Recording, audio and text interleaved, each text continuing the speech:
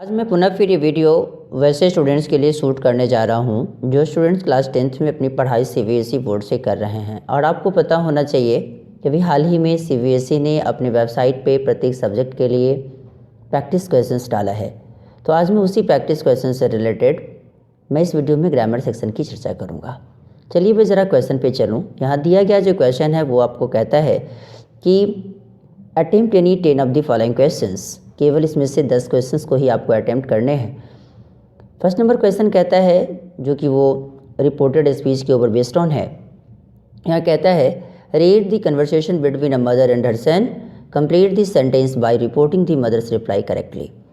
कहता है क्या कि दिए गए जो कन्वर्सेशन है जो माँ और उनके बेटे के बीच है उसको पढ़ें और इसे उनके माँ के द्वारा दिया गया जो सही रूप से रिप्लाई है रिपोर्ट के माध्यम से, रिपोर्ट के द्वारा उससे आप इस सेंटेंस को कंप्लीट करें। यहाँ कहता है son, mom how do I become an artist. Son जो है वो अपनी माँ से पूछता है कि माँ कि मैं कैसे एक आर्टिस्ट हो सकता हूँ। Mother you will need to learn more about the art you like and practice it every day. तुम्हें किसकी आवश्यकता पड़ेगी? तो तुम्हें ज़्यादा से ज़्यादा आर्ट सीखने की आवश्यकता पड़ेगी और जिसे तुम पसंद करते हो, और इतना ही नहीं और इसे प्रैक्टिस भी करने की आवश्यकता होगी। ये बात माँ से बताते किसको? अपने बेटा को। तो चलिए मैं ज़रा बात करूँ अब इसके दिए गए क्वेश्चंस की। यहाँ जो है देख रहे हैं कि अब इसको हम कैसे बनाएंगे। यहाँ जो देख रहे हैं यहाँ दिया है कि a son asked his mother how he could become an artist, she told him. मतलब क्या कि वहाँ जो अभी आप देख रहे थे, अब मैं ज़रा पीछे ज़रा क्वेश्चन की ओर चलूँ तो यहाँ अभी आपको दिख रहा होगा कि मदर वाला जो स्टेटमेंट है वो किस सेंटेंस में चल रहा है? तो असर्टिव सेंटेंस में चल रहा है। तो जब असर्टिव सेंटेंस में चलता है तो हम क्या करते हैं कि कॉलन को देखते ही हम क्या करते हैं, उसकी जगह हम दैट का यूज़ करते हैं। तो दैट का यूज़ इसमें पहले ही कर दिया है। अब यहाँ देख रहे हैं यू जो है वो सेकेंड पर्सन है, तो सेकेंड पर्सन ऑब्जेक्ट के मुताबिक, जैसे कि सन का ऑब्जेक्ट मदर तो मदर का ऑब्जेक्ट सन, तो उस रूप में सेकेंड पर्सन ऑब्जेक्ट के मुताबिक तो सन की जगह हमें क्या लिखना होगा? ही विल है तो विल को फिर किस में ले जाएंगे? वुड में। He would need to learn more about the art, फिर सेकेंड पर्सन ऑब्जेक्ट के मुताबिक तो फिर यू की जगह फिर आ जाएगा ही, और ही के बाद लाइक दिया है तो लाइक क्या किस में चला जाएगा? लाइक्ड। तो he liked and practice it, third person no change, it every day. इसमें कोई परिवर्तन आप नहीं करेंगे। मतलब क्या है कि जो इसका आंसर के तौर पे लिखेंगे तो क्या होगा? He would need to learn more about the art he liked and practice it every day. क्या बोला? He would need to learn more about the art he liked and practice it every day. यही इसका answer हो गया। अब मैं चलूँ ज़रा क्वेश्चन नंबर 2 की ओर। जो 2 नंबर जो क्वेश्चन है वो आपको कहता है कि fill in the blank by choosing the correct option to complete this advertisement. अब खाली जगहों को भरे सही ऑप्शन के साथ। जो दिया गया जो एडवर्टाइजमेंट है उसमें जो खाली जगह उससे आप भरें। कहता है are you looking for more books to read. क्या आप ज़्यादा से ज़्यादा बुक पढ़ने के लिए ढूंढ रहे हैं? ड्यू टू पॉपुलर डिमांड, क्योंकि ये पॉपुलर डिमांड होने की वजह से we dash back our buy 1 get 1 free offer next weekend. हम लोग क्या करेंगे? तो हम लोग अपने लिए एक नया ऑफ़र जो कि अगले सप्ताह में हम लोग लाएंगे। किसकी? कौन सी ऑफ़र? बाई 1 गेट 1 फ्री, एक खरीदे एक फ्री पाएँ। तो इसके लिए हम क्या करेंगे? तो वी विल ब्रिंग लगाएंगे। क्या लगाएंगे? We will bring. तो यहाँ ऑप्शन देख रहे हैं कि ऑप्शन नंबर सी में विल ब्रिंग है, इसलिए सही ऑप्शन के तौर पे आप क्या लगाएं? विल ब्रिंग लगाएं। अब मैं क्वेश्चन नंबर 3 पे चलूँ। 3 नंबर जो क्वेश्चन है वो आपको कहता है कि identify the error in the given newspaper headline and supply the correction. कहता है क्या कि एरर की पहचान करें जो कि एक न्यूज़पेपर हेडलाइन जो आपको दिया गया है और उसमें सही रूप से करेक्शन कहाँ करने हैं और उसके सही वर्ड क्या होंगे करेक्शन करने का, दूसरे आप लिखें। कहता है athletics star helps state stage ahead of competition. सोचने वाली बात है कि यहाँ दे रहा है एथलेटिक्स स्टार हेल्प्स स्टेट। अभी आप यहाँ देख रहे हैं ना कि यहाँ स्टेज दिया है, इसके जगह पर हमें क्या लगाना होगा, स्टे लगाना होगा। क्या लगाना होगा, स्टे। तो यहाँ स्टेज को आप गलत करें, स्टे को आप सही करें। तो इसके जगह पर, स्टेज के जगह पर हम क्या लिखेंगे, तो स्टे। अब मैं क्वेश्चन नंबर 4 की बात करूं। क्वेश्चन नंबर जो 4 है वो आपको कहता है कि select the correct option to fill in the blank for the given line from a doorway sign. Clear, इसको आप सही रूप से भरें, वो भी सही ऑप्शन के साथ, जो कि आपको यहाँ दिया गया जो लाइन है। कहता है question you dash not enter. Question नहीं, you dash not enter, only employees are allowed to be at this point. अब देख रहे हैं ना, इसका कहने का मतलब क्या है कि यहाँ हम मस्ट लगा सकते हैं। क्या लगा सकते हैं, must. Question you must not inter, आपको अवश्य इंटर नहीं करना चाहिए, केवल इसमें एम्प्लॉयज़ को ही अलाउ किया जाता है इस पॉइंट से बी एंड जाने को। क्लियर, इसलिए सही आंसर के तौर पे आप क्या लगाएं, ऑप्शन नंबर बी मस्ट को लगाएं। अब जरा क्वेश्चन नंबर 5 पे चलता हूँ। जो 5 नंबर क्वेश्चन है वो कहता है कि fill in the blank by using the correct form of the word in the bracket for the given portion of a diary entry.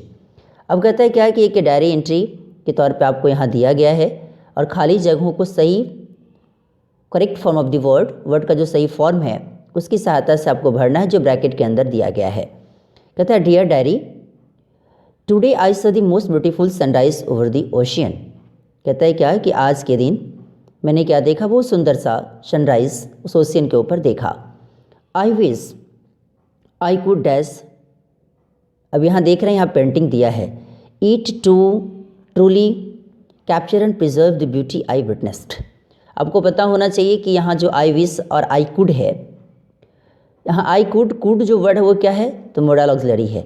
तो जब मोडल ऑक्सिलरी है तो मोडल ऑक्सिलरी के बाद आने वाला वर्ड हमेशा V1 ही होता है। तो इसके लिए पेंटिंग की जगह पर हमें क्या लगाना होगा, पेंट लगाना होगा। क्या लगाना होगा, पेंट। तो सही ऑप्शन के तौर पे आप इसमें क्या लगाएं, पेंट लगा दें, दूसरा कुछ भी नहीं। क्योंकि मैं बार बार कहूँ कि जितनी भी सारी मोडल ऑक्सिलरी हैं, सारी मोडल ऑक्सिलरी के बाद हमेशा V1 का ही यूज़ होता है, बोले तो वर्ब का पहला फॉर्म। क्लियर, तो सही आंसर के तौर पे पेंटिंग नहीं होकर यहाँ क्या भर सकते हैं आप, यहाँ पेंट भर सकते हैं। इसलिए सही आंसर के तौर पे आप पेंट को ही माने। अब जरा बात करूँ क्वेश्चन नंबर 6 की। 6 नंबर जो क्वेश्चन है वो कहता है select the option that identifies the error in a museum plaque and supplies the correction for the same. इसमें दिए गए जो लाइन्स, इस पर भी आपको दिख रहा होगा, जो कि एक म्यूजियम प्लेक में इसको लिखा गया है। तो इस रूप में अभी आपको ये देखना है कि इसमें गलती कहाँ है और सही कौन है, इसको ज़रा देखना है। कहते हैं दिस बिल्डिंग। अब सोचने वाली बात है, पहले ही तो आपको मिल गया, बिल्डिंग्स रहता तब तो दिस लगाते, लेकिन यहाँ बिल्डिंग है, केवल एक बिल्डिंग की बात हो रही है, तो दिस की जगह पर क्या लगाना पड़ेगा, दिस लगाना पड़ेगा। पहले गलती आपको यहाँ मिल गया। क्लियर, तो इस रूप में हम क्या लगाएंगे, दिस। तो दिस की जगह दिस लगा देंगे तो मेरा सेंटेंस सही हो जाएगा। तो this building inaugurated on 29 March 1954 was a former residence of a maharaja. इस रूप से आप यहाँ क्या लगाएंगे, दिस की जगह पर दिस बिल्डिंग लगाएंगे, क्योंकि सिंगल बिल्डिंग की बात हो रही है, इसलिए यहाँ पर दिस बिल्डिंग लगाएंगे। क्लियर, अब मैं ज़रा बात करूँ कि क्वेश्चन नंबर 7 की।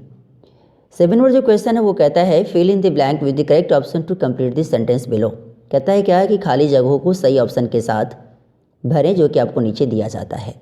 You must have got good news. नहीं, आप अवश्य ही क्या पाए होंगे, तो अच्छी न्यूज़ आप पाए होंगे, अवश्य आपके पास एक अच्छी न्यूज़ होगी। आई कुड डैश यूज सेलिब्रेटिंग।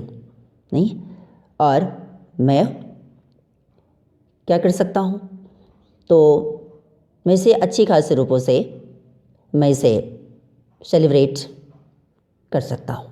तो इस रूप में अभी आप कुड है, फिर वही बात, कुड के बाद आने वाला जो वर्ब होगा वो हमेशा क्या होगा, हमेशा V1। तो इसलिए 7 नंबर का जो आंसर आप लिखेंगे तो क्या लगाएंगे, हियर।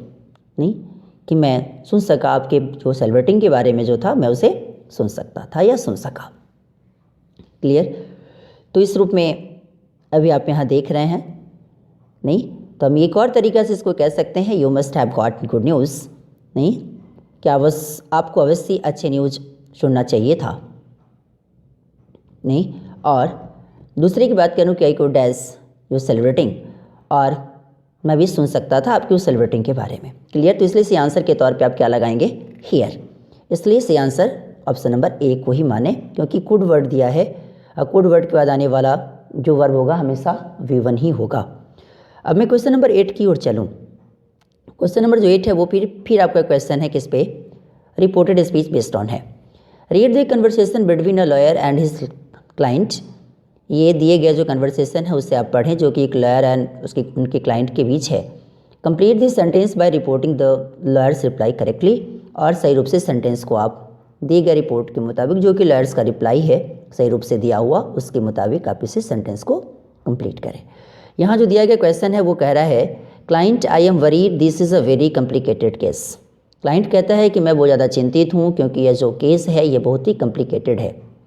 ले डोंट वरी, चिंता करने की कोई बात नहीं। लॉयर साहब कहते हैं I have never lost a case in my life, कि मैंने आज तक मैं अपने जीवन में कोई भी केस लॉस नहीं हुआ हूँ। The client was worried as it was a very complicated case, क्योंकि जो क्लाइंट था वो बहुत ही चिंतित था क्योंकि केस बहुत ही क्या था? कॉम्प्लिकेटेड था। But his lawyer told him, लेकिन लॉयर ने उनसे क्या कहा? Don't worry. तो इसके लिए हम क्या लगाएंगे? तो आपको पता होना चाहिए कि जब भी अब अगर आपका रिपोर्टेड स्पीच में दिया गया जो फॉर्म इम्परेटिव में होता है तो उसे हम इन्वर्टेड कॉमास को हटाने के लिए हम क्या लगाते हैं? टू लगाते हैं। दूसरे की बात करूँ कि यहाँ जो देख रहे हैं यहाँ इम्परेटिव सेंटेंस में भी यहाँ नेगेटिव इम्परेटिव है, तो इसके कंडीशन में हम नॉट वर्ड लगाएंगे। तो इसके लिए क्या लगा? Not to worry. देख रहे हैं ना, टोल्ड हिम के बाद क्या लगाएंगे? Not to worry as a first person subject के अनुसार आई जो है वो क्या फर्स्ट पर्सन में है, तो आई लॉयर के मुताबिक जाएगा। तो ही के साथ फिर हम क्या लगाएंगे? यहाँ हैव है, प्रेजेंट परफेक्ट टेंस में है तो प्रेजेंट परफेक्ट पास्ट परफेक्ट में चला जाएगा। तो ही had never lost a case in first person, फिर माई है तो फिर फर्स्ट पर्सन सब्जेक्ट के अनुसार, जैसे कि आई का माई पोसेसिव एडजेक्टिव है उसी प्रकार ही का पोसेसिव एडजेक्टिव हिज होगा। तो इस रूप में हम क्या लगाएंगे? तो हिज लाइफ लगाएंगे। क्लियर? तो कह सकते हैं कि not to worry as he had never lost a case in his life, यही इसका आंसर हो जाएगा। फिर से सुन लें, not to worry as he had never lost a case in his life, यही इसका आंसर हो गया। क्वेश्चन नंबर 9 की ओर चलूँ। क्वेश्चन नंबर जो 9 है वो फिर कहता है कि fill in the blank by choosing the correct option to complete the text message below. कहता है खाली जगहों को आप सही ऑप्शन के साथ भरें जो कि दिया गया टेक्स्ट मैसेज जो नीचे है उसको। कहता है let us meet another day since neither Kavi nor Samantha free today is they have tennis practice. तो अभी आप यहाँ देख रहे हैं, यहाँ सामंथा जो वर्ड है, क्योंकि अभी आप अगर पढ़े होंगे सिंटैक्स तो आपको पता होगा कि नीदर कवि नॉर सामंथा, तो नॉर के बाद आने वाला जो वर्ड होगा उसके मुताबिक आपका वर्ब परिवर्तित होगा। तो अभी आप यहाँ देख रहे हैं कि यहाँ सेंटेंस मेरा किस में चल रहा है, तो सेंटेंस मेरा प्रेजेंट में चल रहा है, इसमें प्रेजेंट वाला ऑप्शन ही इसमें डालें। तो इसमें हम ऑप्शन नंबर क्या डालेंगे? डी नंबर बोले तो इज, वही डालेंगे। क्वेश्चन नंबर 10 की ओर चलूँ। क्वेश्चन नंबर जो 10 है वो कह रहा है कि select the correct option to complete the narration of the dialogue between Ayaan and his mechanic Veer. कहता है अयान और वीर के भी दोनों के बीच बातचीत होती है और इसको रिपोर्टेड स्पीच के ऊपर बेस्ड ऑन क्वेश्चंस है, उसको आप खाली जगहों को दिए गए ऑप्शंस के मुताबिक भरें। तो यहाँ दे रहा है Ayan bye when do you think you can fix my car, Veer probably by tomorrow, कल तक मैं इसे फिक्स कर दे सकता हूँ। I don't think your car has any major issues, और मैं नहीं समझता कि आपकी गाड़ी में कोई खास ज़्यादा इशूज़ है। तो इस रूप में यहाँ अयान क्वेश्चन ही तो पूछ रहा है, तो इसलिए Ayan asked his mechanic Veer when he thought he could fix his car. यहाँ तक तो कुछ आपको दिमाग लगाना नहीं। फिर वीर पुनः फिर रिप्लाइड देता है कि that he could probably fix the car by tomorrow. तो टुमारो के लिए हम कौन सा वर्ड लगाते हैं? तो टुमारो के लिए आपको पता होना चाहिए कि टुमारो के लिए हम द नेक्स्ट डे या द फॉलोइंग डे। तो अभी आप देख रहे हैं कि इसमें द फॉलोइंग डे तो दिया नहीं, तो इसलिए द नेक्स्ट डे को लगा के हम टुमारो को चेंज करके बाकी सब कुछ इसमें सेम एज इट इज जैसा दिया है, तो उसमें दिमाग आपको लगाना है नहीं। तो इसलिए आंसर के तौर पे क्या हो जाएगा? Option number D, the next day. अब मैं जरा बात करूँ क्वेश्चन नंबर 11 की। Identify the error in the advertisement given below and supply the correction for the same. इसमें आपको क्या करना है? दिए गए जो एडवर्टाइजमेंट है इसमें आपको गलत को आइडेंटिफाई कर सही रूप से इसको बताना है कि इसमें क्या होना चाहिए। जैसे कि यहाँ देख रहे हैं कि use the given format for your response. यहाँ आपको देख रहे हैं क्वेश्चन आपको नीचे दिया गया है, looking to buy a guitar. अब the brand new guitar is for sale. यहाँ पहले ही गलती आप पकड़ सकते हैं कि यहाँ क्या दिया है, the brand new guitar is for cell. अब यहाँ पता होना चाहिए कि दी की जगह पर हम क्या लगाएंगे, ए लगाएंगे, क्योंकि a brand new guitar is for cell क्या है, तो एक ब्रांड है न्यू गिटार की जो कि सेल के लिए है। तो सही ऑप्शन के तौर पे आप पहले एरर की जगह आप द लिखें और करेक्शन के जगह पर आप ए लगाएं। बाकी बात कुछ इसमें देखने की आवश्यकता नहीं। फिर आपको 12 नंबर फिर क्वेश्चन कहता है कि Rishi asked Ali the question given below, report Rishi's question. कहता है ऋषि ने अली से कुछ क्वेश्चन पूछा जो कि नीचे दिया गया है और उसे रिपोर्ट करें ऋषि के क्वेश्चन का। Could you give me some advice on how I could be better school captain. इसके लिए हम क्या लिखेंगे, कैसे बनाएंगे इसको, तो ऋषि ही तो क्वेश्चन पूछ रहा है, तो हम लिखेंगे ऋषि आस्क्ड अली।